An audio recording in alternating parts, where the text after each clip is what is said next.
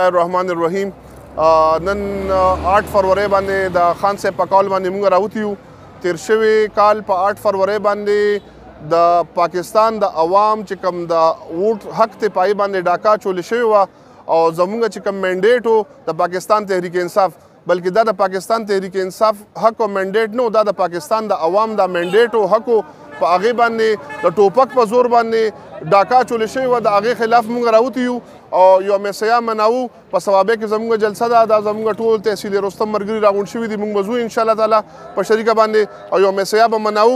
بل دویم، تاسو د پی ټی آی کې د ګروپ بندۍ خبره وکړله، نو پی ټی آی یو ډېر غټ جماعت دی. په دې کې هر طبقې نه د میډل کلاس او لوور میډل کلاس او های اپر کلاس هر قسمه خلک پکې دي او هر قسمه خلکو ته پکې د خپل اظهار رای چې دی نو هغه ورته اجازت دی.